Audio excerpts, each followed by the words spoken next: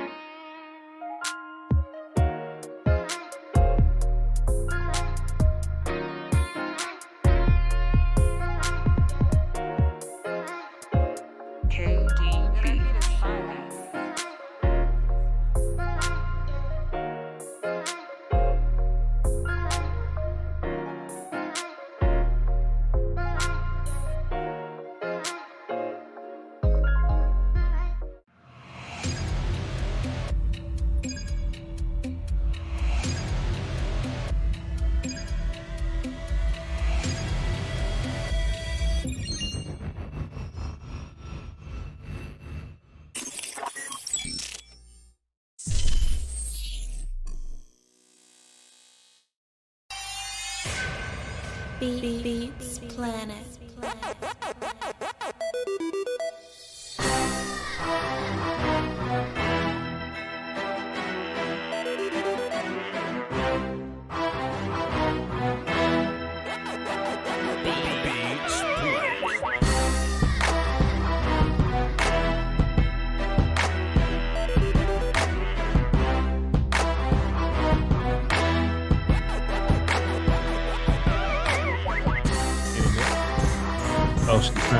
Okay, well, that was you saying go. Or, come on inside and get yourself. That was me saying.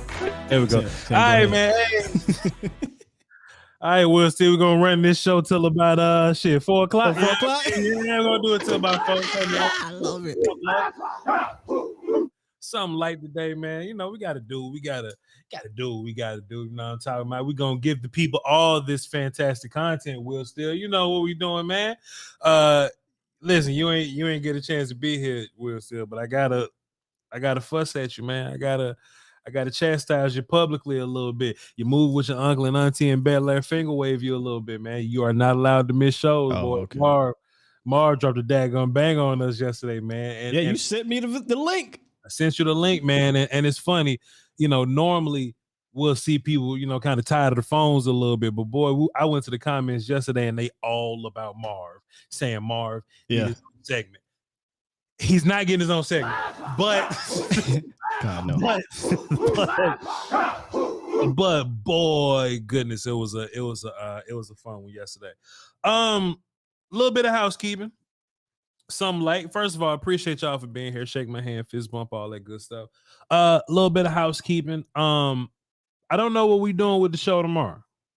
I don't know if we gonna bump it back a little later. If it's later, Will ain't gonna be here. Hell, I think if I bump it up early, Will ain't gonna be here.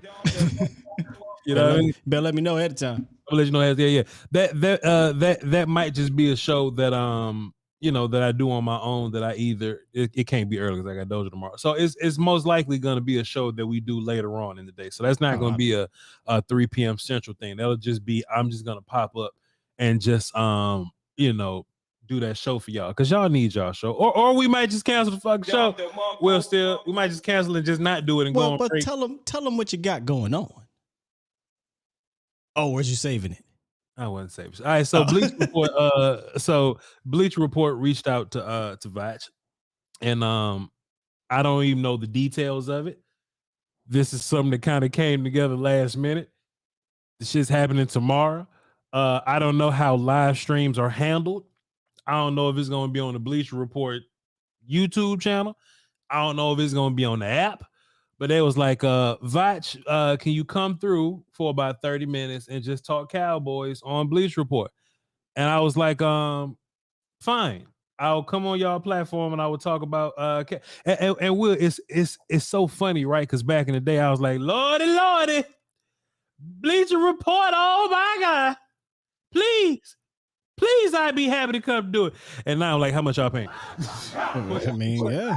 His money involved. And you know what I mean? And it is money involved. So I'm gonna be on Bleacher Report tomorrow, and I'm going to be representing our Dallas Cowboy YouTube family for about 30 minutes over on their stream. And it goes live at 4. Now, I don't know, like I said, I don't know where it's gonna be at. Like once I get the details, I'll let y'all know. But I might text old boy now. But hey, look out for it and click the button and come listen to me talk about the shit that we've been talking about over here all off season. You know what I'm saying? But tap in with me, man. This should be a fun opportunity. And hey, if it turns out as well as I think my talents and capabilities can take it, this might be another step for what we do here over on the YouTube side. All right, so be sure to go to Bleacher Report and type in Voch Lombardi, by the way. AKA Ferrari. Man, you saw how smooth that shit was. Will Steele, VOCHLOMBARDI, and I'm being point guarded by the best in the business, Master William Steele. That's enough damn salt there, Willie. No more Big Willie. Excited for that, man. Be watching it tomorrow. Excited. Hey man, you know what I'm saying? Now I'm peers with Joy Taylor. Tomorrow I'll be peers with Taylor Rooks. Your mama sure does care about your school. That's the wrong you one. gotta go on there and hit him with the Chris Collinsworth too, by the way. Well, what's that? Now here's a guy. That's what I'm trying to hit him with the you know what I'm saying? But nah, man, we're gonna talk about some good stuff, man. We're gonna talk about some off-season stuff over on the Bleacher Report app. And hey, y'all be nice, because y'all know how it is when we go to different people's house. When we go to different people's house and they don't know who I am, and they start saying shit like, who is this motherfucker, right? But y'all like defend us so heavy, and y'all might be like y'all be like that's Voch Lombardi, you know what I'm saying? Like, you know what I mean? I just know how y'all get, you know. Hey man, this is a new place. So let's see how it goes. All right. Let's see how it goes. But today you will get a show. Tomorrow you may not, but today, as of the 14th or whatever. Time out. Will say, what you doing for Father's Day coming up? You do anything for Father's Day, or we just pretend like that day don't happen? Because I'm brand new to this shit. I don't know what happens on that day. Whatever the lady wants to do. I don't. Fathers shouldn't be planning Father's Day. Shit. But don't nobody care about us though. Will still, don't nobody care about that. You know what I mean? About well, the guy. Yeah, we don't. It depends. Some people, they do family stuff, right? They have a big cookout or a family gathering, and there's some dads just be like, look, y'all supposed to make this my day. Now see, I asked you because you my OG in many facets, in many facets, ways that YouTube will never know. So. Yeah. You know what I'm saying? So I be coming to Will Steele about, hey man, what you think about, just any old thing, right? So now I'm coming to you for like this kind of advice. I don't know what to expect. Like should I expect a car when I walk outside or something? I don't know what to expect. You know what I mean? It all depends on your mental. Me personally, I'm not a huge only a few holidays, but Father's Day to me, I just keep it trucking, brother. But unless they do something special for me, but every day is Father's Day to me. Yeah. Fair enough. Father's Day coming, Juneteenth coming. Do y'all a little research, on that. Everybody except Kyle is going to be celebrating Juneteenth.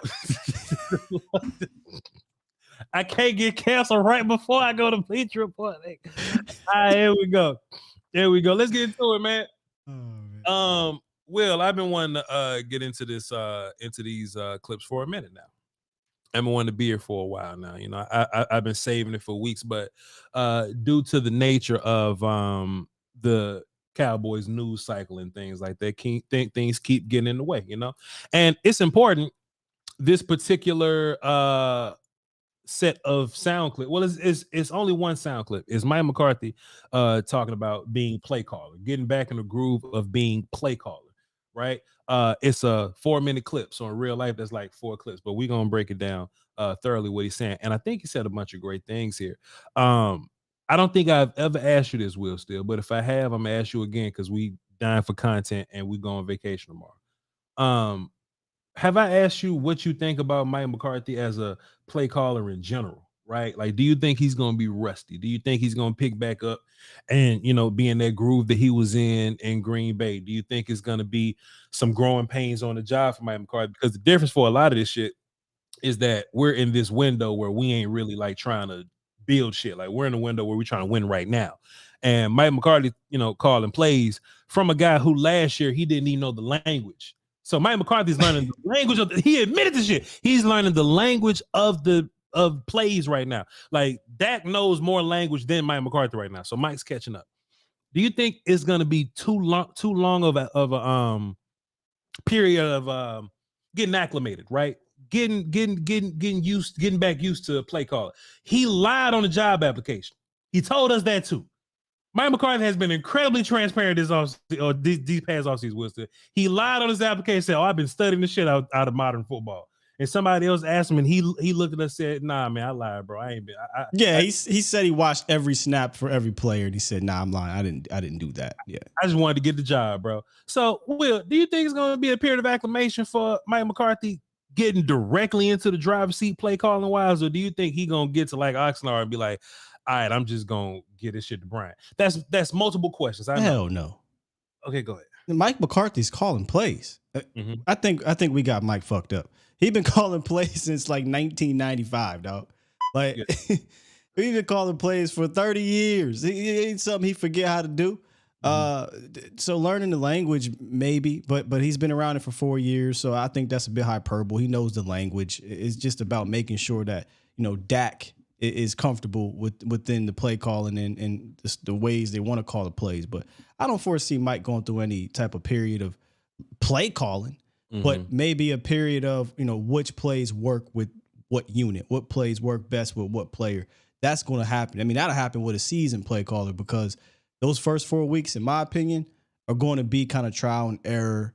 I think Nate Newton called it the preseason. He calls first 4 weeks now preseason because they don't do preseason like that no more. So I think we'll see kind of the offense in general figure itself out. But I think Mike McCarthy, listening to Dan Quinn, he's excited to get back in the saddle, man. I think you'll see him just pick right back up where he left off as a play caller. But you hope that he got better. That's all. Yeah, but don't you think like football has like changed so much over the past couple of years that he hasn't been calling plays? Like, they're just certain things, like it's just certain things that are part of the game right now. Like when was the last time Mike McCarthy called some plays? Like 2018, 18? Yeah, 18.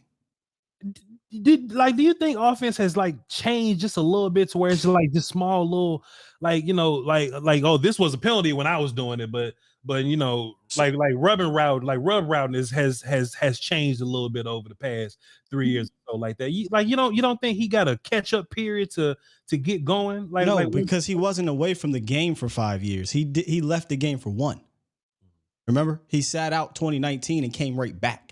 So he was literally here for the last 3 seasons. So it's not like he was removed from being in the game plan, listening to the plays being called, having the play sheet. He's just now going to be calling the plays.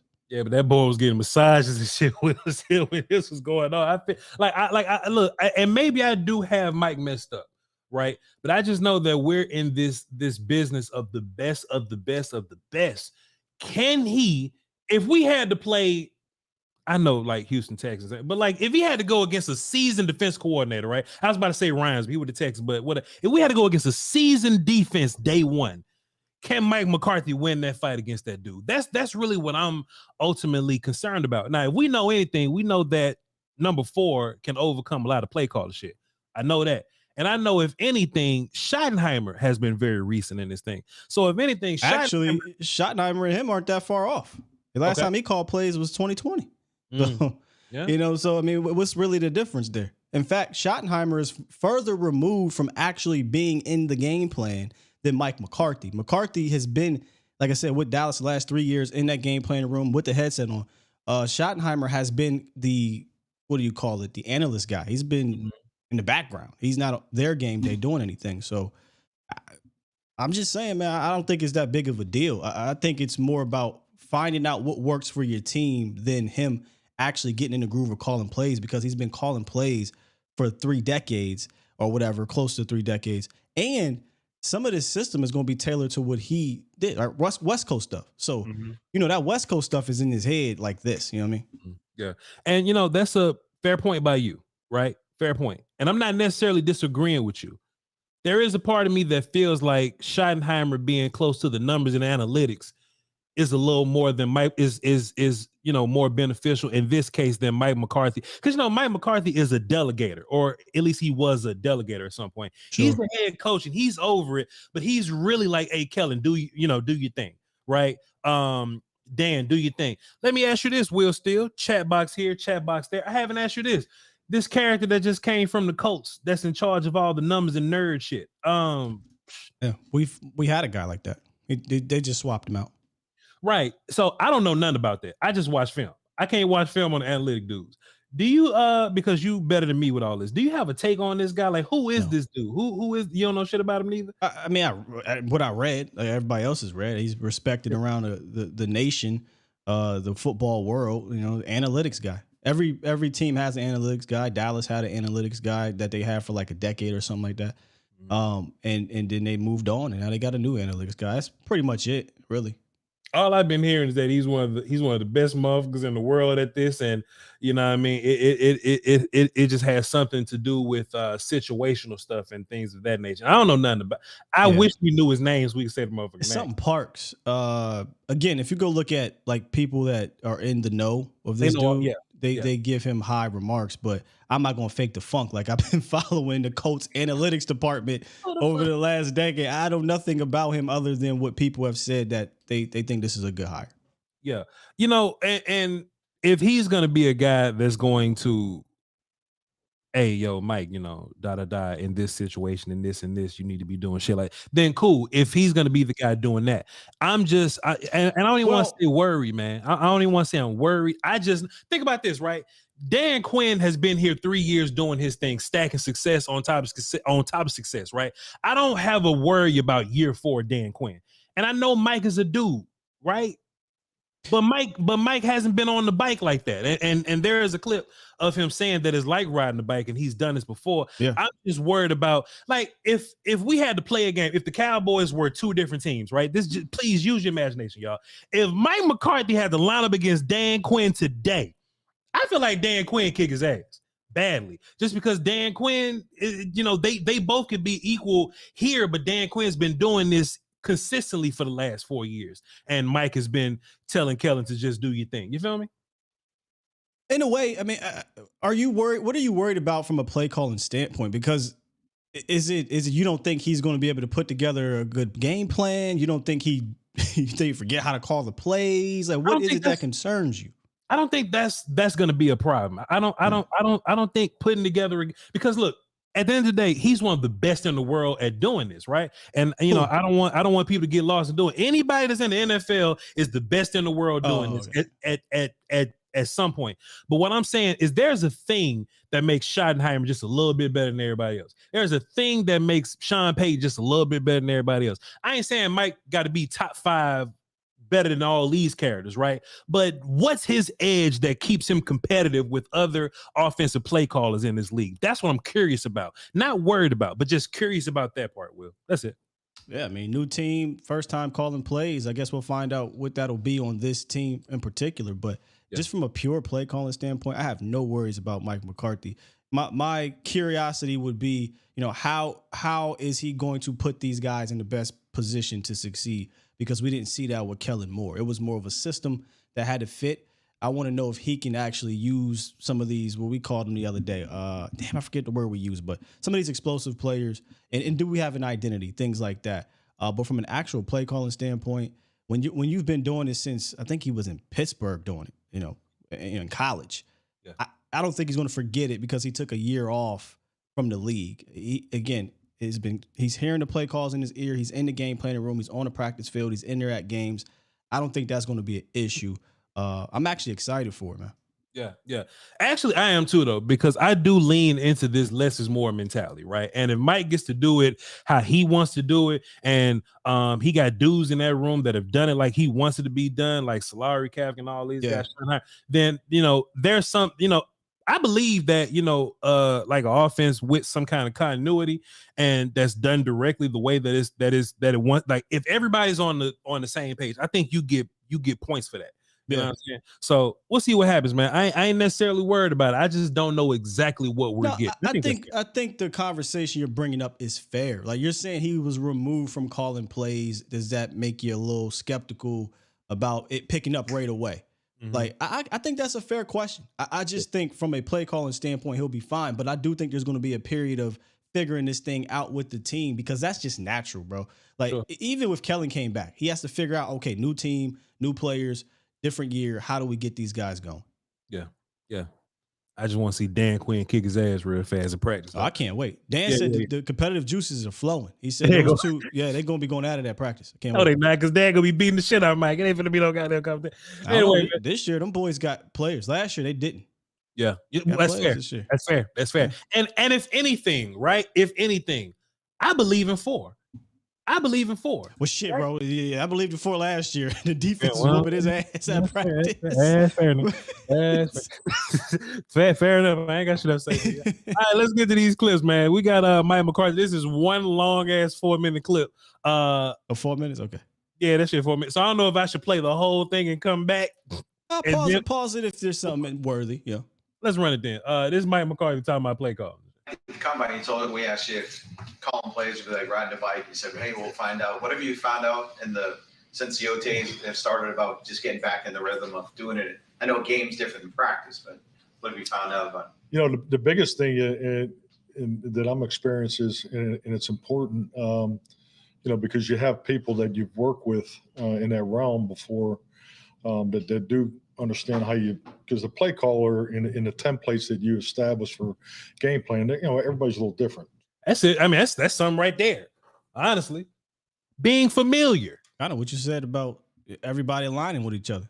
Everybody being in alignment here, and we're definitely going to get to it within this 4 minutes because honestly, I don't think there's been a press conference where Mike McCarthy didn't like sneak this Kellen Moore shit for not being organized. Oh, he sneaked this to shot him this offseason. Yeah, he been smoking shit out of Kellen. But we've been hearing that, Will Steele, and I understand that's important, right? I remember as a young lad, this is when I was at Natchez High School coaching, right? And I remember like we would have a OC play caller type, and then there was like another offensive mind or whatever, and it was like the head coach or whatever. And one thing that they always, had in tandem, right? They always knew about each other. Like, hey, if you're gonna ask me to do this job, like, let me do it. Basically, what that means is if I'm running spread and I want to run spread and my shit is to run spread, don't come ask me about no ISO. You know what I'm saying? We don't run fullbacks and spread. So don't come ask me about this shit. I want to run what I want to run. You understand? That's real. I'll stick to the coaching. I coach basketball, and it was me and my former teammate. We were coaching this group of young men. And he was running things his way, but as the head coach, you got to kind of fall. He's the head coach. I'm an assistant. I have to fall in line, right?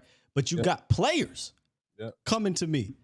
Hey, coach, I don't and I'm like, look, just stick with it. Yada yada yada. Now then, when it was time for me to, because some games I did coach the team, right? Yeah. Some games I would run what I want to run, and you would hear the parents, you would hear the players say, "Hey, can we do this? Can we do that?" But it was a bit of a divide, but it wasn't like this, right? But can you imagine grown-ass men, 17-game season, money on the line, and you've got players coming to maybe Mike saying, Mike, I don't, or players going to Kellen, I don't, nobody's on the same page? That's rough. You can't have that. That's rough, bro. That's rough. Fantastic. And look, I have been the toxic one on the other side of that. I remember I was in Hattiesburg, man. I just went to go. I was like, oh, Brett Favre's offense coordinator for his school is Oak Grove. I'm like, all right, let me just go see if I can just, help the offensive line do a little bit of volunteer coach. That's just something you got to do. And they offensive pass sets are shitty. And I was over there working with some of the young boys. I was like, hey man, don't you ever slide. Don't do like that. Do it like this. Do it like this. Yeah. So I've been I've been toxic. Yo, this shit ain't working, Coach. I say, bro, that's the ugliest line I've ever seen in my life. Why the fuck are you doing that? Coach told me to do it. Don't do it no more. I said, do this. Facts, bro. Hey, when you set that screen, don't pop out. Just cut to the basket, man. You give up, man. Promise you, bro. Promise you. This shit ain't working. Tell him I said. Tell him I said it's some bullshit, Winston. All right, let's get back into it. Yeah. Is this on? Okay, cool. I just switched banks. My bad. We'll get back. Find out. What have you found out since the OTAs have started? About you don't got the pause part? Doing it. I got it now. It was on latch. What have you found out about?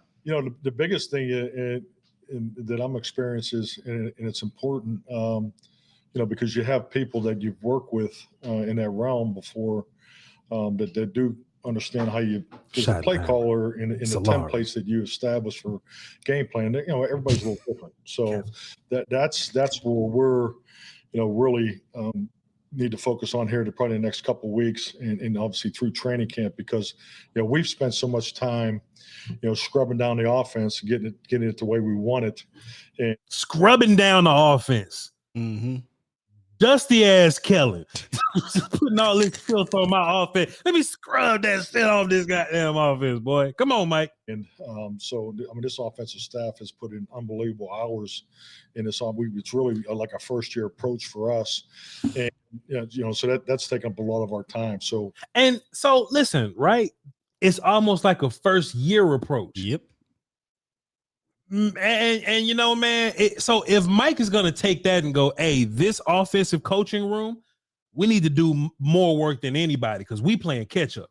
Dan Quinn 4 years in, you know what I mean? Dan Quinn shit like this, and you hear all the Dan Quinn players say, man, communication, man, we all talk to each other, man. I know what Mike about to do. Jay Ron know what Donovan about to do, man. It's a well-oiled machine on defense. Well, Mike is looking at this like, hey, day one, we scrubbed all the bullshit off. Like we need to get the language right. Go ahead. That also sucks, man, when you hear that, because it's like, just imagine where we could be in year 4. Year 4 of an offense. Yeah. Like, why are we? I brought this up, I think, last week on the show, Voch. I said, why? If you notice, he's brought up year 1 approach a number of times. Sure. With different position groups, different variations of the offense. Year 1 approach. Mm-hmm. We should definitely be chastising the front office, because you hired this man and then you told him not to do anything that he wanted to do offensively, and without telling us that. But now we know when he says, I got to scrub the offense. We're in a year 1 approach. Well, imagine if we was in year 4, man. It would just, because look, all the other great offense coordinators, part of their shit is great because it's been in their system for so long. And look, to be fair, right? Dak isn't some, I just athletic this shit, and win. Like, I think a lot of Dak's success is because it's because I just think Dak knows this offense. He's just been a part of this offense for so long. Like, he just knows like the back of his hand. He just knows everything. And that helps him with the whole process inside of this. So hell yeah, that shit matters, Will. Still. Let's get back into it. Because the most important thing we do when it comes to in season is, we got to have the game plans tight. Mm-hmm. and you don't want to be wasting time, reps, still concept detailing and things like that. So I think we've done a really good job of that. But yeah, the biggest thing I'm experienced right now is just really getting everybody on the same page as far as the vision of how we game plan, specifics of our situational football, how it's tied to the game management component, because that those conversations that we're having now will make our in-season process. What you got? Come on, Winston. Come on, man. You just hear a guy that knows what he's doing. Yep. And it just frustrates me, because you hear him talking about situational football, the details and things like that. Yep. And when you listen to Kellen, those things are not in his vernacular. Right. He No. didn't care about situational football. He didn't care about the detail. Kellen playing Madden is my plays. Kellen, man, it took everything in me not to throw the ball all day. Mm-hmm. Yeah, we gotta hit our 30 runs. It's just very basic and arrogance with an offense that has not been proven to be a Super Bowl offense. Like, where is your arrogance coming from, son? Mm-hmm. Listen to Mike McCarthy. He's been around, man. Yeah. I digress. Like, if you look at the Colts game, right? you know, you can look at that Colts game and be like, oh, look how successful we were in the Colts game. Look how many points that we put up in the Colts game. Look how many yards and stats we put up in the Colts game. But that game was really close to the fourth quarter. The defense gave you 5 opportunities on like the 30. Exactly. Exactly, right? And if you just look at how many times have we consistently, man, what was the number, Will? Say you way better than me at this. The touchdowns on the first drive, those plays. Cowboys were not good. Oh, no. Last couple of years, they haven't been one of the top ones. No. Cowboys were not good at first drive success, opening script, things like that, situational ball. Like it's the fine-tuned things. It's the small details, right? So when you hear Schottenheimer talk, right? Schottenheimer like, hey, man, the offense ain't broke. We ain't got to do a whole bunch, which is different because Mike said we're going to scrub the shit out of it, right? But when you listen to like Schottenheimer and them talk, I think they've had this conversation of it's not the play. It's like when you call the shit. You know what I'm saying? It's when you call it. It's situation. It's what not to call when we're in this situation. Yeah. It's about understanding, hey, man, we beating the shit out of Green Bay, dog. Let's not let them fucking scoop back in here. And even if we got to be conservative, run on third down, kill clock with 6 minutes in the game or something like that, I don't know, and just let the defense play. Even if we got to do that as opposed to, all right, 3 passes, motherfucker, and clock just stopped. So Aaron Rodgers got the ball right back and we only killed 45 seconds because we trying to be too aggressive right now. It's small little shit like that that's going to end up, hey, we may not be as big in the number column like stat yards, touchdown-wise, but shit, man, the greater product's going to be better because we're scoring at the right time. You understand? You understand. I'm talking to them. I know you understand, Will, still. I'm talking to them. Let's get back into Mike McCarthy. Smoother. I'm not really worried about Sundays. You know, I'm actually looking forward to Sundays because I mean, as a play caller, you really get a chance to compete against the other guy, and that's something I've always enjoyed and always have tried to put as much time as I possibly can into it. So I am looking forward to that. But I mean, there's a lot to get done between now and then. When you call a play, are you a guy getting in and leave the guy alone, or do you kind of throw some reminders to the quarterback with you? I mean, they're all different. I could go down through the years. I mean, I was still in the league, baby. And this kind of made me upset a little bit because they asked Dak this question, and Dak was like, hey, leave me the fuck alone. I don't need nobody in my ear telling me what to do. So I don't know why they'll just follow up and ask Mike McCarthy this, but go ahead. When you still have, 2-jet flanker drive, I still know the signals. 1, 2, 3, 4, 5, 6. So you go through that phase of your life, but the principles of how you communicate to the quarterback to me are still the same, because the more work you put into the off season, the less you have to say on the headset. Because at the end of the day, the play caller, the efficiency of play calling is getting the play in and the quarterback having as much possible time on that 40-second clock. So, I always tell the.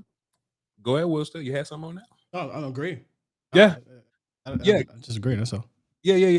And when you. And Mike's about to go into this, right? But sometimes when you tune up language, this is Coach Voch talking. Like when you have to tune up language, sometimes, right?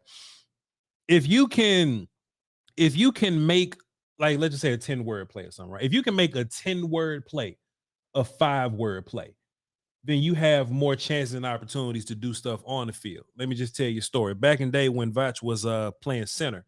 Right. Prior to Voch playing center, we had a bunch of dudes on our team that, they just didn't know they plays or whatever. Right. But Voch just knew all the damn players. I knew all the players at offensive line at every single position at wide receiver. I just knew the plays. Right. So when I started playing center, like communication became a big part of our, system or whatever. Right. So if we can line up, get set, get the play and get the play called faster, communicate with my guys faster. Now we can do things like make checks at the line of scrimmage, right? So if we get a 24-second clock, and it's just me talking about my word, right? If we get a 24-second clock and it take us all the way down to the 10-second mark to call a play, and if we only got 10 seconds to snap and go, then there's not much we can do. But what if we can get that number to 16? It's these small things that matter, right? Oh, we got 16 seconds to do something. Oh, now we can call a freeze on the first play. Check, see what the safety's doing. Oh, I just saw you feel like you about to come down. And now we look to the sideline to get a play. Oh, now I can make a check. Now I can make an adjustment, right? The shorter you make play calls, the faster you can get the play to the quarterback. The faster the quarterback can get the play to everybody else. We make our calls, we make our adjustments, and then we see how much time we got left. Man, dog, the more time you got left, the more opportunity you have to put yourself in the optimal position to make to call the best play or to audible the best play, right? So it's super important, right? It's super important that Mike McCarthy clean up his fucking accent, that he learns, verbiage and shit like that so he can get it out quicker. Or if there's a way to take a 10 play call and make it a 10-word call and make it a 5-word call, just to make that a little short. Every second of this thing matters. And that's what I think Mike McCarthy's talking about right now. Because look, at the end of the day, Wilson, like we said, look, if Cooper Rush got 24 seconds to call a play, Cooper Rush, you better call that fucking play and quit looking at the defense like you about to do something. You know what I'm saying? But we got 4. So if 4 got 20 extra seconds, 10 extra, 15 extra seconds to make a play, Dak has the ability to get us places, that we probably wouldn't have, seen on our own. Go ahead. Yeah, they trusted Dak and Tony Romo. I remember back in the day, I don't know if you remember this. Mm-hmm. A lot of fans used to complain about running the clock all the way down. But the details behind that was because obviously Tony is scanning the field and he's trying to put you in the best position. It wasn't always like that with Dak, but they'd have multiple plays and verbiage switches up, things like that. But one of Dak's strengths are pre-snap. So if you're going to give him a play, allow him to get in line of scrimmage and figure out what's going on, as opposed to, like he said, hey, give me the play and let's rock. And same thing with McCarthy saying, hey, some quarterbacks want that extra tick. For instance, Jared Goff. Jared Goff was a guy who, I don't know if he wanted it, but Sean McVay gave it to us as the first 3 years of his career, right? Or whatever it was. He was literally talking to him till they cut it off. Yeah. Here's the play, but here's what I'm seeing or what you need to see. Because I guess Jared Goff didn't have it quite there yet. You don't need to do that with Dak Prescott. Yeah. Yeah. Somebody in the chat says, I love Dak, but I loved Romo. Man, look, whatever play that you call, that ain't going to be the play Tony put out. Tony was out that bitch doing whatever he want, boy. But hey, those are two different dudes. I love both. All right, let's get back to it. Story, you guys are right about it. But anyways, there's a story out there about just the efficiency of time of, 3 or 4 seconds. If you can be 2 seconds faster on 70 plays, do the math. So, I mean, it's that those are the things that we really focus on in the quarterback room because, and that's the conversations Dak and the quarterbacks we're having now because today's quarterback, in really the longer I've been in this league, the amount of responsibility you give your quarterback at the line of scrimmage is really a reflection of where the play caller, the coordinator, and the quarterbacks, what page they're on. So I think I feel very confident we'll be on a high page. I mean, Dak and Kellen in the past, we did a lot of things at the line of scrimmage. So this is not nothing new. It's just how much you're going to do it and the efficiency of getting it in. Because at the end of the day, and I believe this, a clean, quick play call is much better than the perfect late play call. Because if I'm giving him ample time at the line of scrimmage, he has the ability to play fast, communicated, getting out, and we're attacking the defense. And he also has the time to make that check to put us in a perfect place. So I think a lot of that it depends on where we're at as, where the quarterbacks are. So my point is I've given the whole play in 3 suggestions and the longer I've been in this, because the old system I was in was very wordy. And every year we were always trying to cut it down to make it go faster. And we're doing the same thing this year. Our verbiage is very wordy from the prior system, and we're trying to cut it down because I do want to get it to him as fast as possible so he can. Hey, somebody get Kellen goofy ass wordy calls up out of my offense, bro. It's the small things, Will. Still, Mike McCarthy, and I can appreciate him for this at least. Is he's talked about nothing but small things, bro. Yeah, I can appreciate that, bro. I because that's how you win in this league, man. You don't win in this league with big things because everybody's doing big things. Everybody's talented. Everybody's good at their job. But it's the small things, bro. Man, how can I save 2 seconds on getting a play to Dak and leaving him alone? You know what I'm saying? Like, that's a lot, bro. I'll give him a play and 3 suggestions. And I want to get those to him as quick as possible. Dak is experienced with doing things at the line. He did that before. Kellen in here with this word salad ass offense. But man, if I can cut half of that, if I can go from 10 words to 5, imagine how much more time Dak will have at the line of scrimmage. This is why I think Mike's brilliance come into play right here, Will Steele. We can look at Mike McCarthy and say all these things about what he's not, but we know that Mike is very detailed guy. He's very much so detailed guy. And when we talk about all the other coaches that we love, like these offensive play callers, like they're detail guy, right? So I may have a little bit, I don't even want to say, pessimism, but like I gotta see it, right? Yeah. But I just Mike as play call guy, if he's gonna be play calling, he just also happens to be detail guy.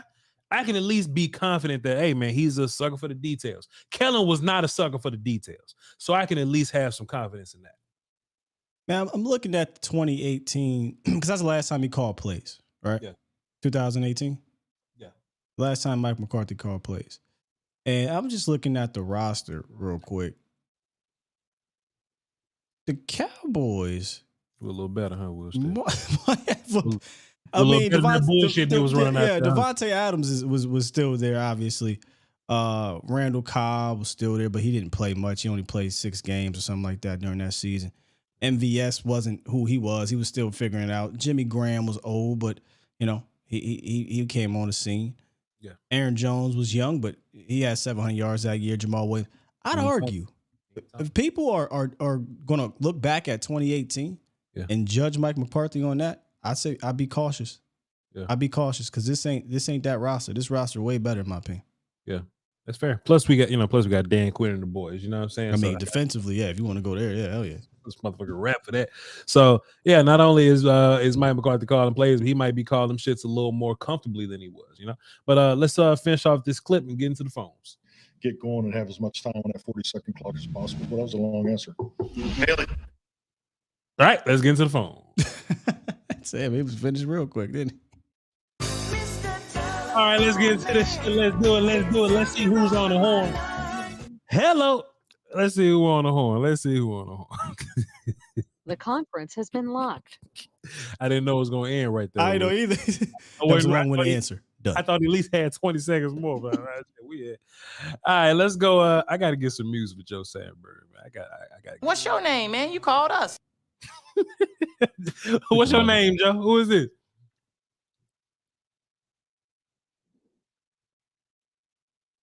Joe.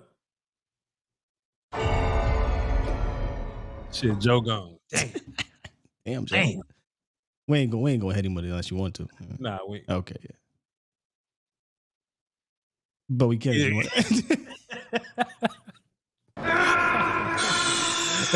Oh shit! All right, let's get into it. Snake, are you okay? Snake. You know I want to hit him with it. You know what I mean? All right, let's get Mark on the phone. All right, what's up, Mark? What's up, family? How y'all doing, man? Man, cooling, man, cooling. What you got for us, bro? Crazy. Y'all are crazy. Hey, man. I like what you were saying about the whole and Steele gonna get this being a wrestling guy. Worried about Mike McCarthy and ring rust as it pertains to play calling. He hadn't done that in a while. Yeah. But I think just hearing you guys kind of talk it out, I'm even more confident about them finding their way through that transition or that portion of it, because Mike's doing the work now. He's like you say, he's scrubbing the offense, the language. He's making it familiar to him. I always thought that should have been considered malpractice for him to stand up and tell people in broad daylight, "Hey, I don't know what the hell the offense is, what the play calls are, none of that." I always thought that was kind of wild. Yeah, that's crazy. But Mike's kind of front facing in that, so you give him some credit for it. You understand? I don't know. I'm not gonna come in here and mess this up. If it's working okay. But since we passed all that, now I'm not as worried about that. Now I always felt like they were going to hit the ground running because they got talent and they got experience now. That at least in terms of just how you're going to approach a game from situational standpoint, they got a whole hell of a lot more experience now than they had with Kellen. And again, I hate to dig and rag on Kellen. I'm tired of talking about it like that. Yeah. But he had Kellen Moore. He had way too much freedom and autonomy. Sure. And that did as much as anything to undermine not just him, but the Cowboys in general. Across their staff. So that's gone now. So I am confident that they'll hit the ground running if for no other reason. But I guess what I would like Steele said, first 4 weeks of the season are going to be effectively preseason for them. No matter how familiar they are with the offense and how much of it's not going to change or whatnot, all that, they're going to have to get their feet wet. And that's where I think they need to spend time establishing an identity. It's one thing to say you want to play West Texas Coast style or whatever. You want to mash stuff what together. Style? And most of the league does that to varying degrees with their play call. And everybody's stealing a little bit from everybody else. You all know that. What's it, West but Texas? you got to build an identity first. That's San Antonio. If I was to give many advice, I would say that's where you start. Are you going to focus on running the football to set up your passing game, or are you actually going to be a kind of West Coast offense where your running game is going to be supplementing your passing? Or so I guess that's something that they'll figure out, man. I just what do you guys think about that? I mean, which way do you think they should start? Which way do you think they should start? I don't want to take the ball out of Dak fans too much, but what do you guys think? About which part? Because you asked us about 6 questions right there. Which part? They talked about a Texas Coast offense, all that West stuff. They got cute stuff. Yeah. But what do you guys think? Let's say the first 4 weeks of the season, what should their focus be in terms of setting up an identity for themselves? Should they be focused more on passing the football or running it? I mean, once the season starts, it's time to go. Yeah. You know what I'm saying? Mike said that in the Mike said that once we get to the season, I mean, it's time to like play it in. So it ain't no really like you need to get acclimated right now. So you need to be figuring that out versus Dan Quinn. You know what I'm saying? So once you get to like season, I mean, ain't no figuring out now. Shit. I agree. I think you have to get everything situated now. It's situated in training camp, and you're not trying to figure things out in the sense of the identity and the things we want to do. What you're really trying to figure out once the bullets start flying like that is, does this work against actual competition in the sense of, for say, Cooks or Deuce Vaughn? Does this package work here or whatever? But this is what we're gonna do. We just got to see, how it, plays out over the first 4 weeks. I think that'll be their trial and error in the sense of not what they want to do, but deciding if, okay, we're going to scratch this one out, right? Like we're going to circle this for later. We're going to scratch this out. This ain't going to fly. Week 1 versus a damn playoff team. Talking about let's just figure this shit out is crazy. That is madness. I get you.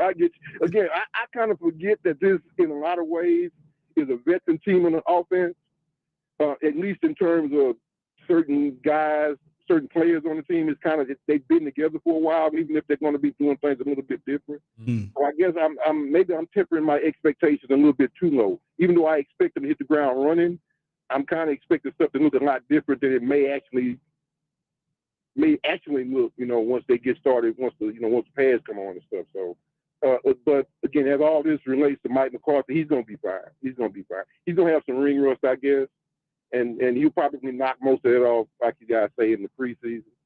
But for him, I think the biggest thing I think for Mike is what's he going to do situationally, like you say. It's not going to be so much an overarching game plan. It's going to be, what do you do this down distance scope? The conference has been unlocked. What do you do? Right. And so we'll see if his decision making is up to par. The play calling will take care of itself if he's engaged in the game like he says he wants to be. If he's excited to be, you got his finger on it because it's probably going to be a different vibe from game to game. So if he's got his finger on it, then I ain't got no worries about that. Yeah. It'll be all right. That's what he's doing right now. He just figuring it all out. He's knocking down the details. Appreciate you, Mark. Appreciate you. That's a fantastic point, though. When it comes to the ring rush that you're talking about, Voch, I wonder if it's more going to be about situational football, game management, because now he's calling the plays. Yeah. That aspect, I don't think you can duplicate in practice that much. Yeah. But he ain't gonna be like, man, what the fuck do I do on 3rd and 5? No. He ain't gonna be like that. Yeah. Oh man, hey man, I just unlocked the phones. I saw some people trying to call into the lines or whatever. So y'all go ahead and get in there if y'all ain't doing nothing else. I know what this means.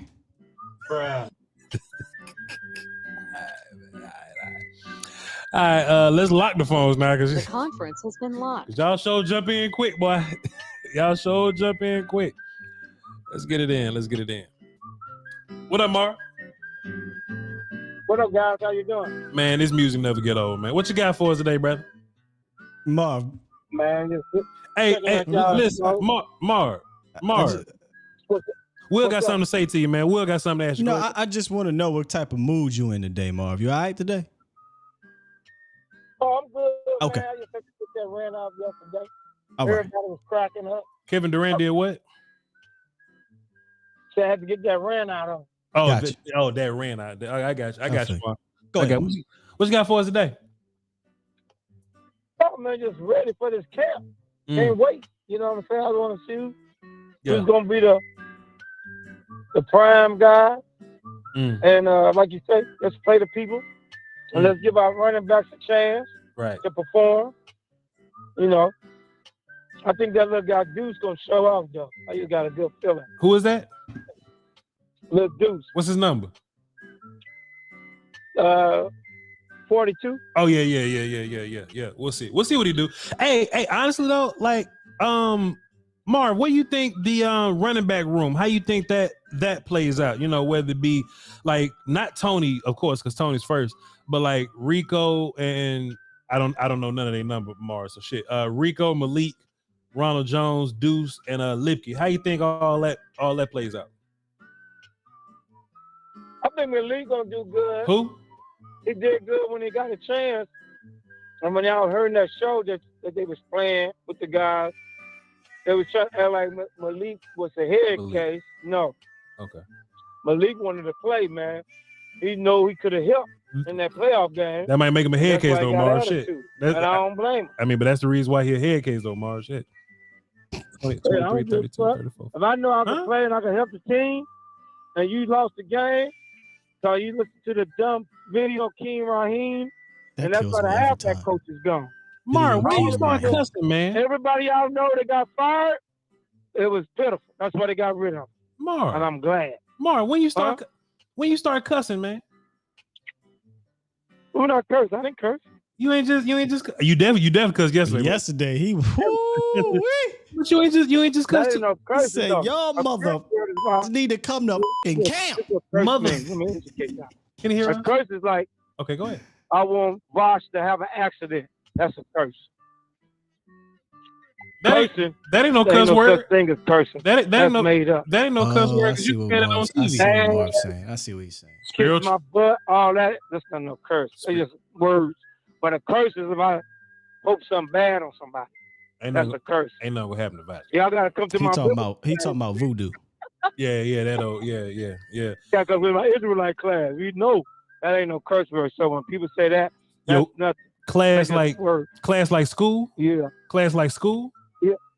Yeah, we be online. You know, like the guys you see on the street preaching. Marv, don't nothing about you say computer or school, sir. So don't invite me to no class. You hear me? What else you got for us, Marv? Man, let's get this Super Bowl finally, man. Let's get the right coaching. We got the coaching. I'm glad the coach ain't playing around. The coach. Marv, let me ask you a question. The head coach. Marv, let me ask you this. Marv, let me ask you this. What corners do you think get cut in training camp? The corner that's gonna get cut is gonna be well, everybody keeps saying he's a roster spot but I'm Cap Boy too. Y'all forgot about that. And y'all get mad. Cap Boy too, I'm Cap Boy too, I'm Stephen Jones too. And I can save my money. $6 million. I could cut them and bring them back for $1 million. What's the cut? Y'all favorite What y'all corner? think this is, man? You gonna cut them and bring them back? Yeah, that don't work. That ain't how this goes. Oh, yeah, you can cut them and sign them for less. Marv, that's not how this works, Marv. I'm gonna cut him if all them young boys come through. Right now, he's on POP. But if he don't come right, I'm gonna tell you. Jordan Lewis, right? Jordan Lewis, right? Jordan Lewis. Number 2? Jordan Lewis. What's his number now? Say bye-bye. Yeah. Because I got 24 that could ball. And young boy just dropped it. and number 1 come through on my special team, that means number 29. I know y'all keep saying he's the best special team. Who is that with? But he wasn't best until later in the year. CJ. So CJ's the best special teamer on here. I can put number 1 in his spot. CJ gonna wear. Just like Steele say, the Cowboy don't like to look bad. If I can keep my number 1 over 29 and 3, I'm doing it. Bye-bye. Man, listen, Marv. Listen, bro. You ain't about to just cut Jordan Lewis because we're still not gonna let you just say that. You know what I'm saying? Well, I'm not going down this road again. He can cut whoever he wants. He can keep Kelvin Joseph. Cut your best special team guy. Cut your cornerback depth. Go ahead. Let's get worse in depth. You know, just do what you want to do, Marv. It's your team, dog. Listen, Marv. I do think my team. Marv. It's Stephen Jones. Marv, it's the money. Okay, let you finish. It's the money guy. Y'all know that. Come on, man. Y'all keep number 3. I loved him when he was playing. Hello. And then he played good in the Detroit game. Can you hear him, Marv? But some of the games, he was getting torched too. Y'all like everybody. That one game, y'all, like I said, y'all got mad at that guy because he got torched. Who? Who? Jordan? What are you talking about? Who? Jordan Lewis got torched? Are you drunk? Mad at your boy. Are you drunk, Marv? Because of that situation. You been drinking, Marv? Number 1. Marv, do you drink? I don't think I ever asked you this. Do you drink? He don't drink. No, I don't drink, bro. You a goddamn lie, Marv. You ain't got to. You look, Marv. You ain't got to lie to me. Marv, we love you. I don't drink no dark. None of that shit. That's for y'all. Marv, kill y'all. That's gonna kill y'all kids. No, I don't drink, bro. Okay, let's. Marv, we love you. My boys, Okay. You'll see me when y'all come here. When I get y'all in the club, y'all gonna say, "Oh man, in the club." Drink. No, I don't drink. So they just serve you water at the club. You just go in the club and just drink water in there. That what you saying? No, I bring all the ladies, and I make sure the ladies get their drinks. So they drink water too. And comfortable, but I don't drink. I'm not a drinker. Now, what I will do, I'll get 1 glass of red wine once a week. Well, that's drinking. Drinking, Marv. Drink things. Drinking is like, that's drinking. With it as if you was a drunk. Drink a red wine is not drinking, bro. Sir, is that alcohol? Man. Marv got Alizé in his crib, but he don't drink it. You know, they do. No, I get 1 glass of red wine. That's it. That's all you do. Drinking is like y'all drinking y'all beer, that big fat gut. Y'all got them big bear bellies. Who? Out of shape. Who? I've been training. martial arts, Marv. Why you not calling me out like that on my show? Go somewhere with all that. You just said you just calling your own stuff out. You talking just about you. You just called me now. You just called me fat, Marv, on my show. Who do you think you? Who in the blue hell are you? Huh? And still trying to co-host. Marvin body shaming. Marvin body shaming, dog. I ain't even got a beer belly, dog. Like, this is fat boy abs, Marv. This is play weight center layer of fat over abs, Marv. What you talking about? No, I've been seeing you working out. That's good. Oh, that's facts. I appreciate it, Marv. But you call me fast. I gotta get you on the phone now. I did not call you no fat. That was other people that's out of shape. Like who? Drinking all that bad liquor. Like who? Eating all them pork chops. Like who, Marv? Like who? A YouTuber? I don't know. Oh, okay. He don't know now. Okay, he don't know. Okay, he don't know now. Do you like that? He don't know now. You good, brother. All right, then, Marv. But when I see you in LA, you better not be no. I'm gonna see if you in fit. You gonna see if I want 50. I weigh 150. 5'8", 150. What, you gonna try to wrestle me? Let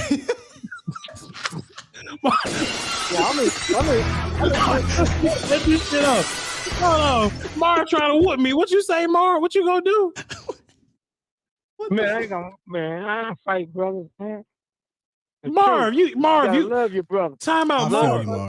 No, Will Steele. He just gave me his measurements and looked me up and down like this. Right. Oh no, North Carolina. You know what that means. You know what that means. Marv, like, okay, so listen, like you said, when I get to LA, what you gonna do, Marv, to see if I'm big or not? What you gonna do to see if I'm strong or not, Marv? Man, come on. Let's go to the Runyon Canyon. The who? We're going to go walk up that hill. I'm not walking no damn hill with you, Marv. All right, I'm gonna get up out. All right, I'm not running no hill with you, Marv. I see Steele in good shape. I see Steele on the you can see him on the screen. But watch you looking good, bro. Oh. Marv said he want to wrestle. That's correct. You got a new girlfriend, bro? She ain't new. she ain't. I mean, she's around. No, I say she ain't new. She's been around, Marv. Oh, okay. When y'all get married, Voch, come on. We're going to come to the wedding. Who fucking show is this? This is your show, Voch. We want to come to the wedding, bro. Y'all not coming. Invite us to the wedding. I'm not inviting y'all hooligans to nothing. But but I see you at camp though. Mar say you want to wrestle. That's gonna be some good content. Mar want to challenge me to a duel. Oh, man, I'm not wrestling you. You too, man. Hey, brother, how much you weigh? I am 6'1", currently 267. I'm at center playing weight. I'm at high school center playing weight. But I'm at block and tight end weight. I mean, I ain't trying to get down to it. What am I show turning into? You be like Park. All right, Marv. I'm about to go ahead and get up out of here, Marv. I'm gonna go ahead and know you. I'm gonna go ahead and let you have it. Marvin finna be interviewing me on my shit. Marvin F. Jr. What's his name? Marv L. Capital Jenkins. Capital Jenkins Jr. All right, Marv. Look, this is Marv. So I don't know if you've seen this video going around on YouTube, but or the streets, but this is what Marv is, man. Always stopping my brothers. Wow. Right. That gives me motivation. That's right. That gives me motivation. I know y'all here. I must be out here. That's y'all right. Out here. All right, brother. Marv say try going at a height. Come on, young blood. He definitely one of the ones that hang out in the park and just do pull-ups all day. Jada kids. He definitely one of them. I'm telling you, Marv don't work out, but he probably swole. Yeah, sure. From building a bunch of shit. For sure. April say Voch looking like my ex old man. Little legs, big top, no booty. Don't know if he got what? Moving on. Marv slick as hell. April toxic. Let's get out of here, man. Let's get these last 4 calls in and get up out of here, man. Can't miss shows, man. All right, here we go. Let me turn this down. 615. What do we call you now? How are we going to introduce you to the world? Let's go with Legal. I use that name the most on the show. Okay, we're gonna go with Legal from Bitches Love Sports Podcast on YouTube, and we're respectfully saying that name, y'all. We're saying that respectfully. That's the name of the podcast. But bitches. How's it going, Voch and Scott? Oh, life is good. You know, everything is everything. What's up, Lethal? Like Jay Lethal. So I really like this topic. I like discussing it because it feels like everybody has a different perspective on whether or not Mike McCarthy is going to be good at what he does and why.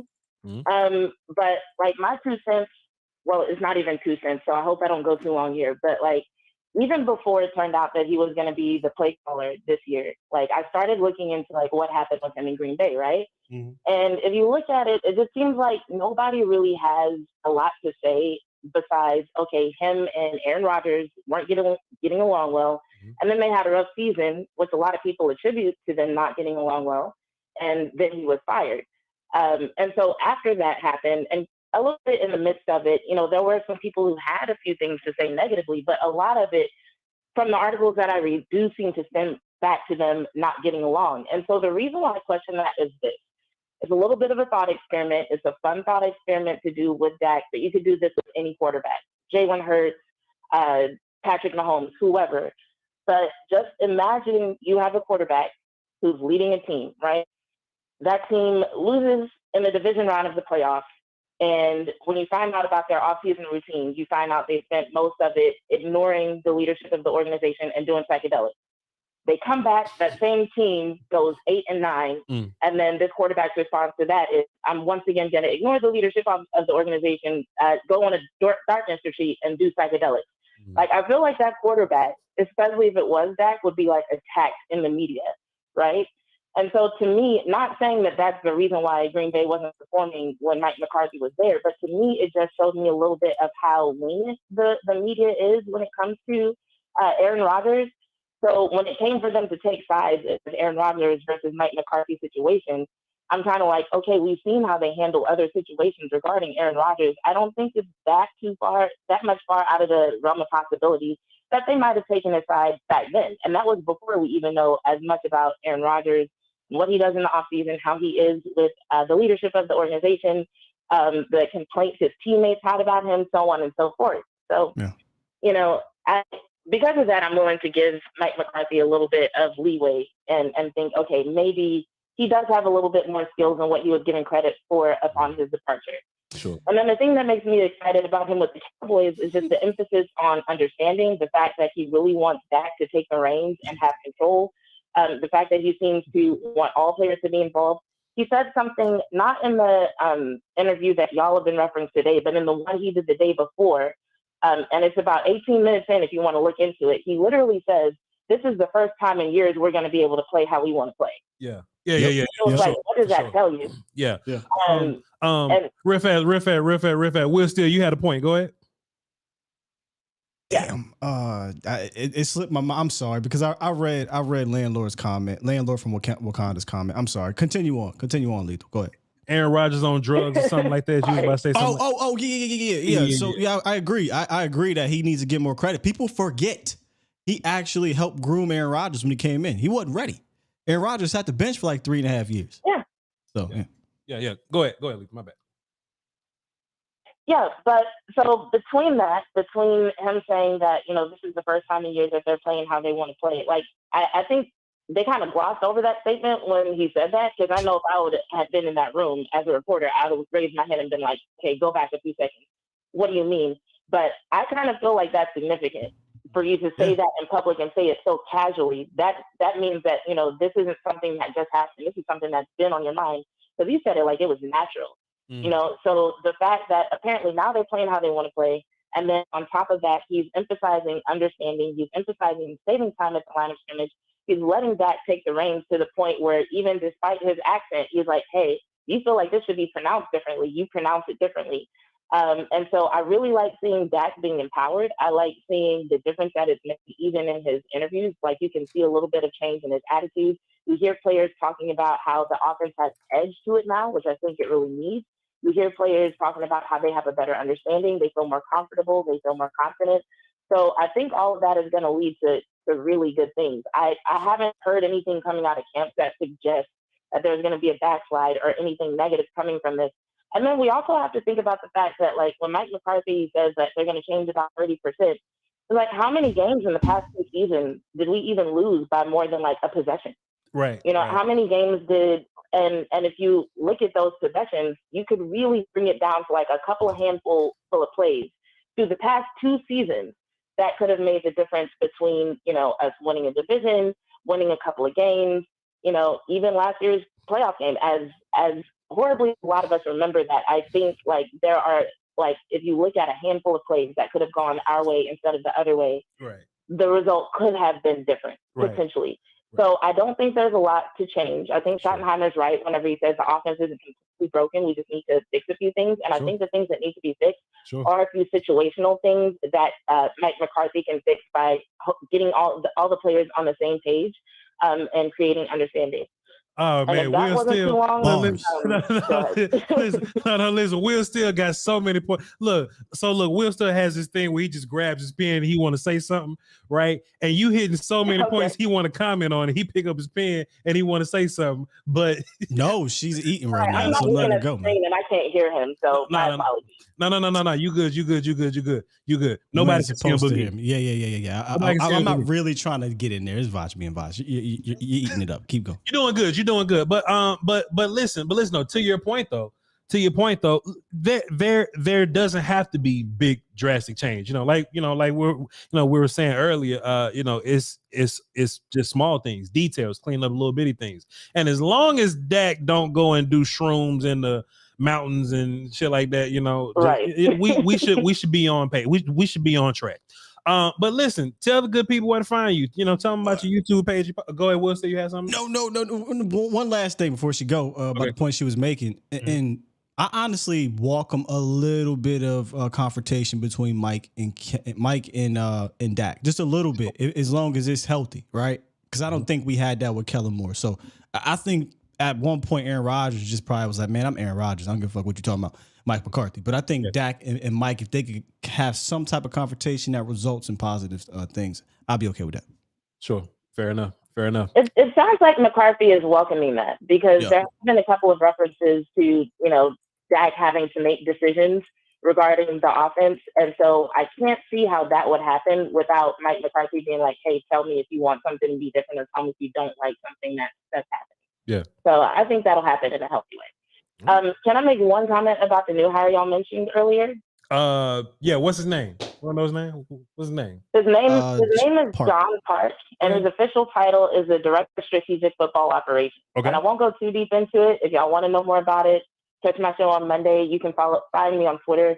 Bitches Love Sports. Just type that in. Same thing on YouTube, and you'll find us. Right. But the person he's replacing supposedly was only in charge of quality control and analytics. That was their title. So the fact that he has a different title and director in front of his title is significant to me, but I'll say that for another time. Okay. Appreciate you. And that is here we go. Lethal from Bitches Love Sports on Twitter and YouTube. Thank you so much, man. We just put you down platinum. This was your first call, so next time you call in, we'll know it's you. Thank you so much. And just hang up, all right? Cool. Just hang up, cool.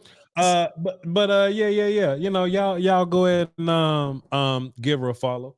Shouts out to Spain too. That's her partner. They've been doing some pretty good work over there, and I support who support me. You know what I'm saying? It's not about the numbers who I support. I just support who support me, and they support me and Will still. So shouts out to them. Shouts out to them. They're gonna be doing some good things over here in this world. Let's get hold on before you do that. Please. So how her, the show was called Bitches Love Sports. Yes. Why did landlord from Wakanda say, so Kellen Moore loves sports? Oh, shit. Damn. Is that landlord or is that somebody else? No, that ain't landlord. Okay. That's because when landlord called on my show, people would say landlord from all over the place, and it's a thing, Yeah. Oh, damn, that's funny. Well, Kellen Moore loves sports. Is wow. All right, man. Let's get back to the phone, man. Wrap this show. All right, here we go. We got Joe back on the phone. Joe said his headphones crapped out, so we got him back here. What's up, Joe? All good. What you got for us? Better? Yeah, there you go. What you got for us, brother? So one thing I got from that interview, a lot of it is about having details and nuance. Oh shit. Yeah. Got you. I got you. And one of the things I definitely saw with Kellen's thing, he didn't have understanding what player would fit better in certain roles. And that's part of the reasons why we had problems for a few years about just even losing by one possession. Yeah. And honestly, to be fair, one possession games come down to the shit that Mike McCarthy's talking about, right? Situational football, details, when to do something, turn on your TV a little bit, Joe. Details, when to call a play, what not to do, things like that. So yeah, when we talk, and then turn on your TV show. So when we talk about these close games, one score games, we have a tougher schedule this year. So we're gonna be playing against tougher teams. So there's probably gonna be closer games. So this will be the year where we just turn it down a little bit. So this will be the one year that we need details more than any other year. And right, and that's what potentially is going to be the big turnaround. Yeah, you're dealing with the person who has been around the block, right? Versus having a kid trying to drive a Ferrari versus having an adult trying to drive a Ferrari. Yeah. That's a good thing about Mike too. Like Mike, Solari, Schottenheimer, all them dudes have been around for a minute. They've seen a gang of football, much more than Kellen individually, you know. So yeah, fantastic point, Kellen. I mean, Joe. And that's one thing I hated though. It's just taking him so long to get his dudes that they all coincide with what he wants. Yeah, man. Yeah. Facts, Joe. Facts. That's all you got for? That's all I got. Hey, Joe, appreciate you, man. Good call, man. Salute, Joe. Good call. Man, no, I love Joe. I love Joe so much. I know we be giggling, bro, but chat, I only no, it's the chat. Chat do be bullshit. But dog, Joe can be like, so Voch. It was a chat though, bro. What's gonna happen in training camp when the Cowboys practice against the Chargers? Somebody said. What is that? Who said it? Don't say what they said. Just say Chris said, "Come on, man, you gotta blow your nose before you get on." Oh, the boy got a cold year round. Ooh. Come on, man. Nah, that's just Joe, bro. Joe floating. He's swimming with the pigeons. Joe just in his zone, flying man. with the fishes, man. You know what I'm saying? Leave my man alone. Oh, also too, just in case y'all, because some of y'all do miss shows, I forgot I could have played this sound drop 6 times a day. Voch is actually like one of the most entertaining. Oh, come on, I man. could have played that sound drop 6 times a day. We had Kellen Moore Love Sports on and you ain't drop it. Will Steele is like one of the most entertaining people.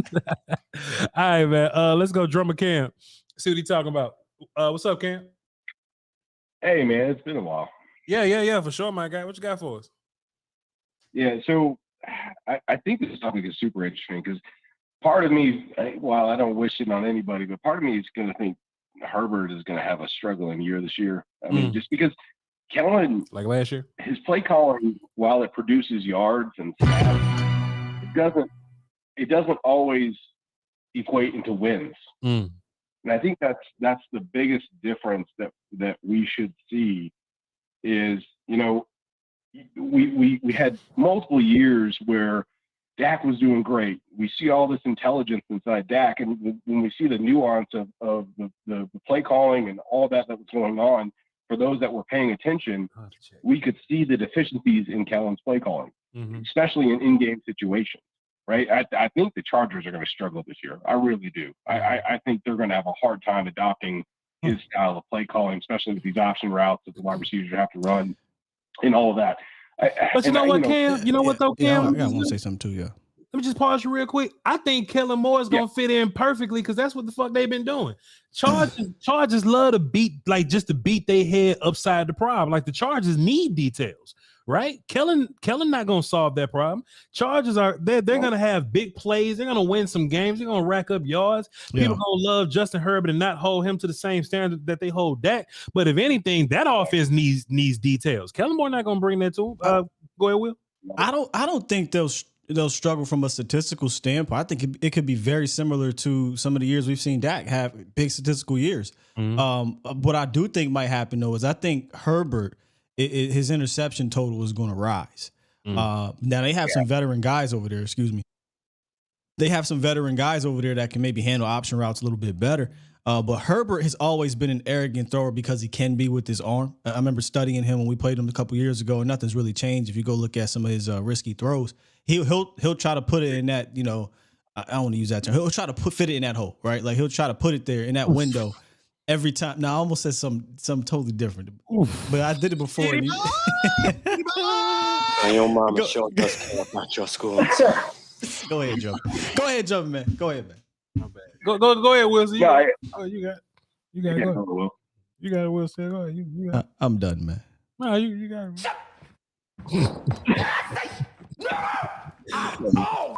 Say it again. Say something to me, though. You know you like to get wet, though. Drummer Cam, take it away, dog. Golly. Go ahead, Cam. We listen to you, dog. No, I think Herbert's going to struggle. Like, they may get some wins, they may get some yards, they may not struggle with it, but I think Herbert's going to struggle. I think he's going to have a down year. And the play calling is going to be a big factor in that. I just think that Dak is that much better, and I think we're going to see the maturity level and some vindication, if you will, on just how good Dak is this year with Mike calling plays. Because when you give someone who can read the defenses like he can, and you actually can play, you actually get a play caller like Mike who's going to play to the strengths of his offense, it's going to make these games different. And proof is in the pudding. Like we've got to see it. This is all theoretical at this point until we see what actually happens. But I think Mike's going to bring some clarity to this offense. Like I really think these situations that we've got into in the past several years where we're like, why the fuck did Kellen do that? Or why did we call that play? I'm hoping that's dramatically less this year, where Mike is going to be definitely, doing the game planning that we expect, where we're going to be throwing balls and running the ball, chewing clock, so that these one possession games, we end up with the ball in our hands and we're not doing stupid shit. Like that, to me, more than anything else, is the biggest difference between Kellen and Mike playing calls.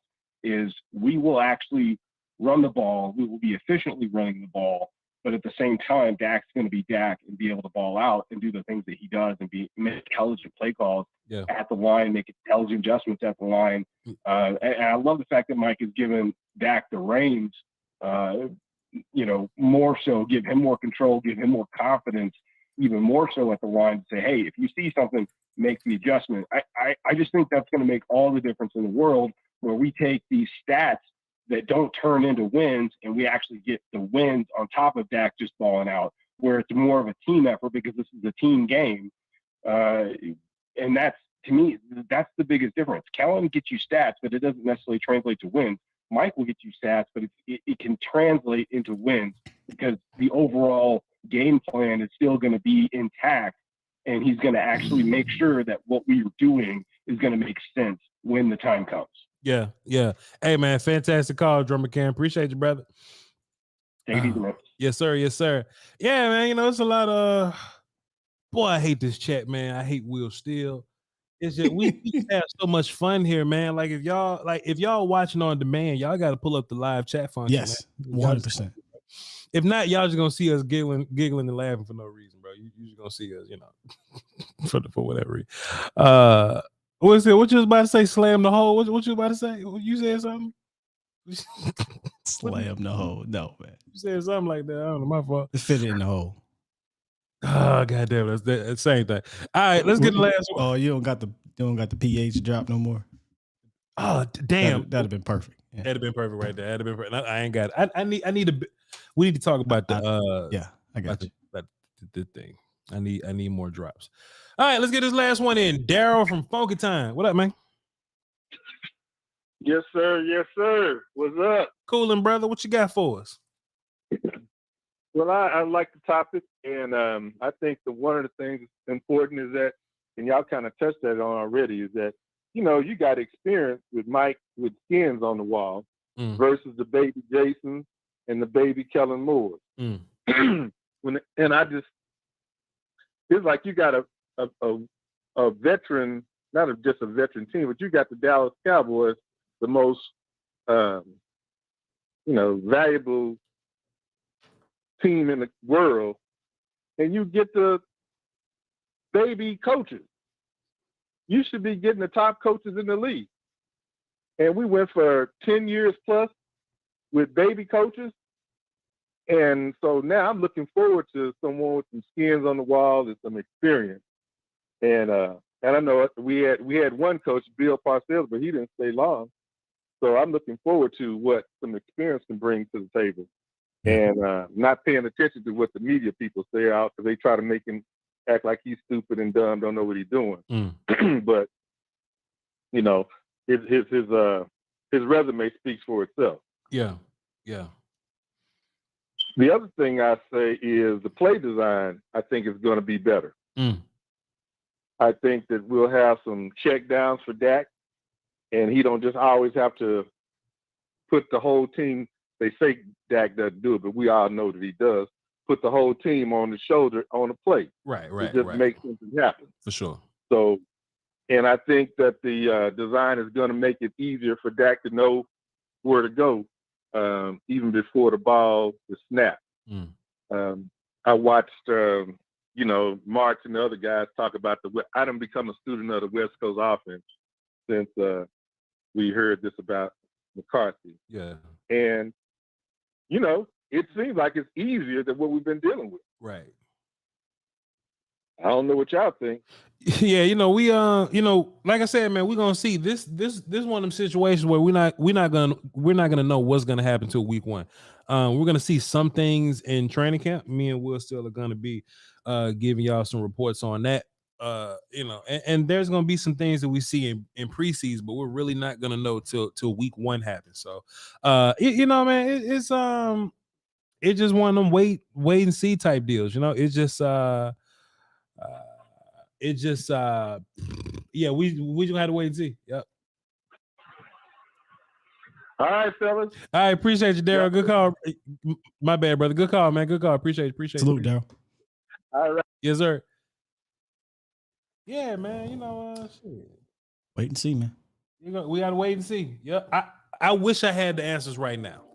I wish I had all the answers right now, but it's conversation. I say it all the time in the morning. Like, I like to talk about it, I like to figure it out, and try to find potential solutions or, point out the problems and what we can do to make it better. But yeah, it's just obviously conjecture right now. Yeah, I mean, just like when Dan first got here, right?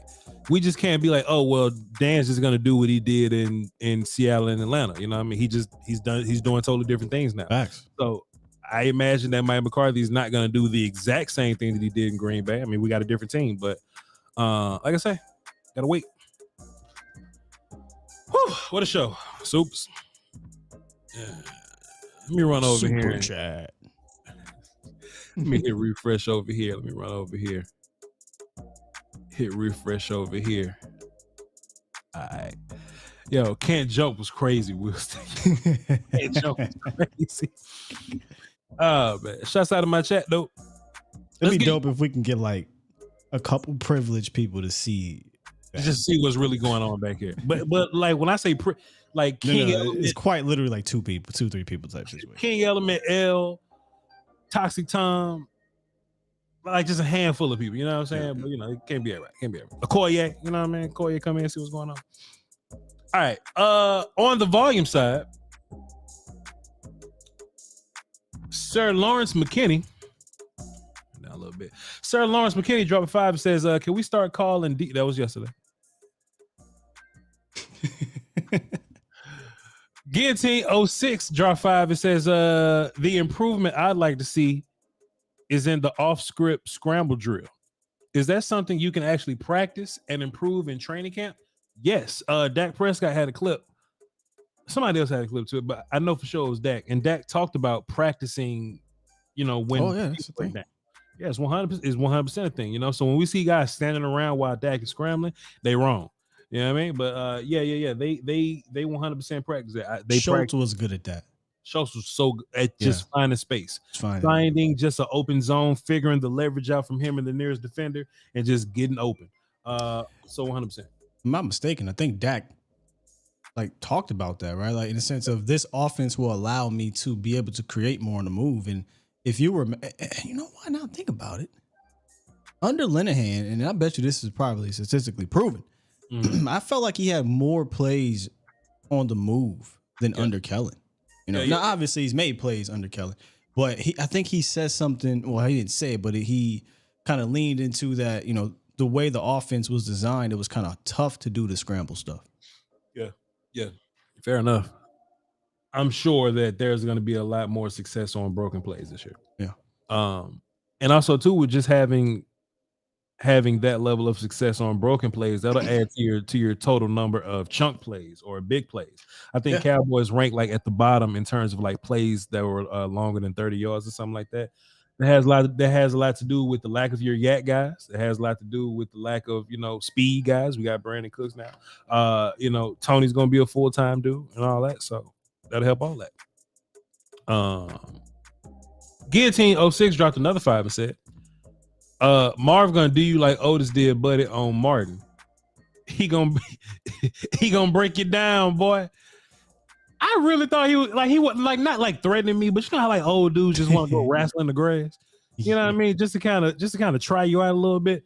But Will, this is what a lot of people don't understand, and you've seen me in real life. I'm a big dude, bigger than you think. Yeah.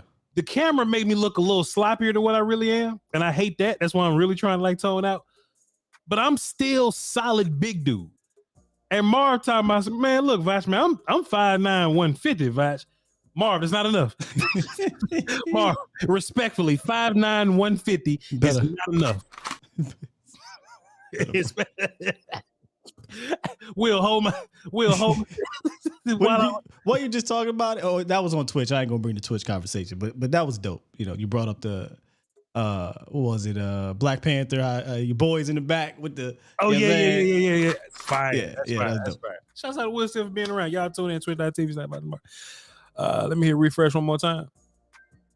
All right, cool. There we go. I think that's actually a conversation we can have here, Will. It's just 5. So, damn, I didn't even realize it's 5. Yeah, time for here we go. Sir Lawrence McKinney says 5'8" Voch. Voch a big boy, man. But I ain't huge though. Like I'm not, like I'm not a pro level size guy. Like I'm not an NFL guy, but I'm like a regular. Nah, you ain't Mark Henry. Good job.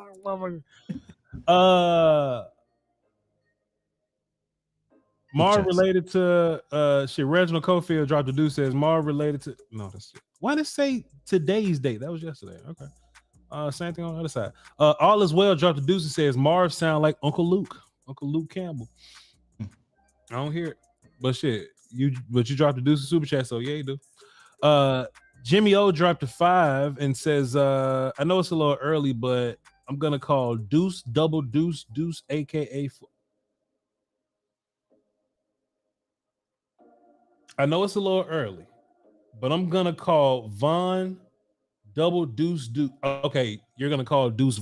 The nickname for Deuce Von that you have is double Deuce. But he ain't 22 on this team. He's 42, aka 42. Double Deuce. And look, if Deuce is 22, even if you double Deuce, that's 44.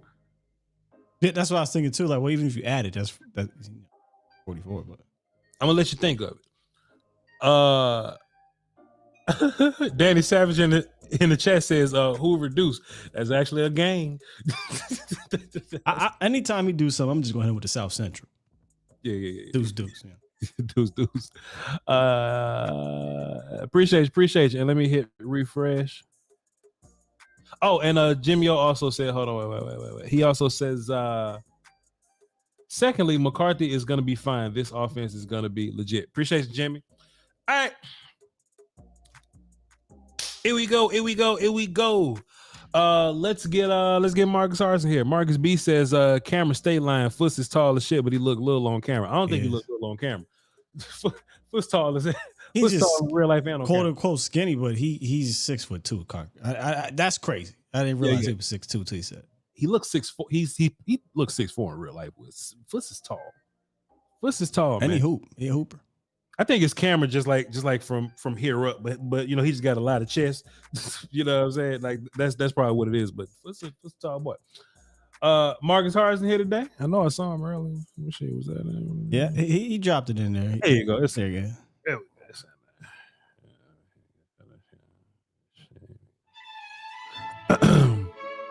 Foot 6'2". Yeah, foot 6'2". All right. Oh no, landlord from Wakanda. I'm not gonna read that out loud. Y'all can read it yourself. Y'all can read it yourself. Or you would have to know what blacked is to, Don't Google it right now in front of your lady. No. Not during the show. No. What is it? NS? Not safe for work. Yeah. Not safe for work. Yeah, that thing. Marcus Hardison says, at the volume, that's shit. That's me, Will, and Deuce Vaughn today. All right. I thought you was going somewhere else with it. Go ahead. Lisa Ann or some shit. Mariah Mills. Tiana Trump or something. So look, I'm late on this whole Zion thing. Boy. What is he doing? What is she doing? She crazy. What are they doing? Yeah. At the volume, anyway, it's definitely me, Will, and Mariah Mills now. Why should you embrace your greatness? Because greatness is a lot of small things done well. Come on now. Hold on, Marcus. All right, wait. Why should you embrace your greatness? Because greatness is a lot of small things done well. Come on, Will Steele. And we're talking about details today too. So come on, man. Yeah. Come on, man. Man, Marcus, man, he be doing this shit 5 minutes before it's time to go, boy. He just summarized the show. Sky and Voch are living proof. Enjoying these flowers. Young Pimp, Young Goat, hold this L. Lying sleep outside. UNLV. Appreciate you, sir. You kill me every time. Look, and look. I'm gonna keep compiling them, so he don't have new shit, right? It's gonna like, see you outside your window. Call me on the phone. Young Pimp, young. Hold this L. Lying sleep. We're out here doing sign language, bro. I'm like a sign language interpreter. Yeah. Man, have you ever seen a sign language interpreter at a Cardi B and Meg Thee Stallion concert? Yeah. And they started doing WAP. Did you see the Joe who was faking it for the cops? No. She was a fake sign language. She just finessed her way in there, and she was, doing the whole sign language fake thing.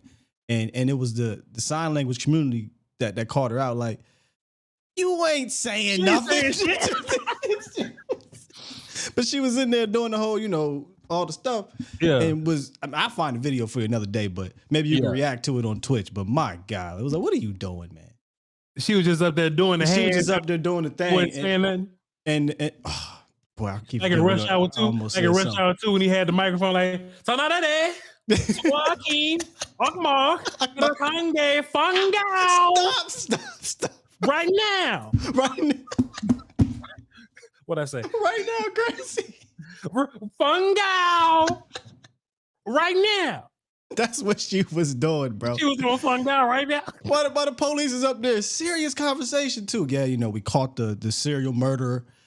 He ripped off the face, ate their brains, and she just up there. Fungal right now is crazy. Hey, they called in and she ain't saying shit. Oh, yeah, man, she got in trouble for that. Oh shit, man. That's funny, man. Brother L says, Voch and Sky, I just want to salute y'all for being consummate professionals. No, not this time. Well, thank you, Brother L. While taking the high road and not entertaining the foolishness on media and shows. That's real rap though. That is real rap. That is real shit. Yeah. You know, man, because at the end of the day, go ahead. Because at the end of the day, son. Well, still pull that shit up, please. Put that shit. Do we have a screen for that? Do we can put that on camera? Yeah, hold on. Let me do it. Oh my God. Boy, that is the Conjuring Manscaped joke of the day, bro. You going to hell, dog. But look, this is the funny part about it, right? People on the Voch side don't have King Elman's on the volume side. So they don't even see this. Hold on. Oh, Will Still, please. Yeah. Go ahead. You just keep on talking, man. Good Lord. Y'all go. Oh man. I was about to get into some real shit, man. But dog, like King Elman. I tried to avoid that, right? Like I didn't want to go that far because we might have, again, let me politically correct myself. We might have deaf people watching. Yes. Right. So I know I had to make sure I worded myself. Yeah. So yeah, but that situation in particular, it just reminded us of the movie. That's all I'm saying. Where is it at? Where'd you go? With your Please, man, crazy we gotta put King Elman on the screen, dog. Shit. There you go. They can't fire him. Yeah, they can't fire him. We ain't say it. They can't fire King Elman, dog. And dog, him just finding the emojis.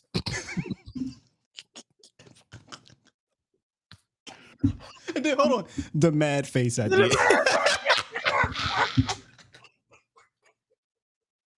With the mad face is crazy. Oh shit, we about to get fired, bro. Oh, can we just switch to Twitch, man? I do want to say some things, but I ain't trying to make get in trouble. Yeah. We'll leave here. We'll leave here. Oh shit, here we go. All right, man, we're done. Oh damn, that's funny, dog. That is funny. Damn, that is King Element. That is crazy, bro. God damn, that is crazy, man. Oh man, How what did we show. get here? How did that happen? I don't even know. How did King Element get here, or how did how did we get this? Oh, how did we talk about sign language? I don't know. How we get a sign language? I don't remember anymore. That's just what we do, man. Hey, whatever. Hey, but that's just a sign of a good show, man. Sign of a good show. Wrong with y'all? It's crazy. Please follow us on all social media platforms, man. Please be sure to like all Voch the is actually like one of the most entertaining people I watch. volume is. Please hit the like buttons, hit all the follows on social medias. Still brought up sign language. No, I said something about sign. So I said Cardi B concert.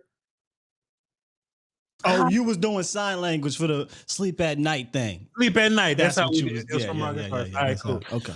Follow us on follow me on Twitter, VOCHLOMBARD Voch Lombardi. Appreciate y'all. My non-football platform, twitch.tv/Voch Lombardi is going to be super active coming up because we're going to go on a little break from YouTube. So that's going to be fun. I'm going to be on Bleacher Report tomorrow at 4 p.m. Central. So be sure. I don't know how shit going to work. So y'all going to have to check the app. Check the YouTube page. I don't know how it works. They got a channel. Yeah, you're gonna be live on their channel. I'm be live over there. Yeah. Okay. I'll just tweet the link out. I'll get the link and I'll just tweet it out. Yeah. Catch me over there at 4 p.m. Central, and check out the Patreon. We about to start watching some more film on there. And then Skywalker Steele at I just read. He said, "How the fuck they gonna hear us?" But anyway, go ahead. Oh God, at Skywalker STEELE on social medias and A to Z Dallas in the morning, 8:30 to 10:30. Man, appreciate you, bro. Love you, man. Love you too, man. And for the rest of y'all, man, y'all hold down for the Doski Wolski Peasky Whiskey. Till next time, volume.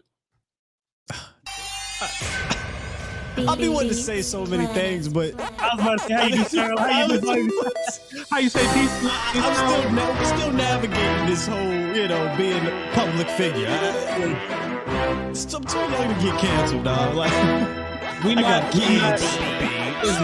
We're not laughing at deafness, but we laugh at the language. Or should we not laugh at the language? Voch's opinion is not that of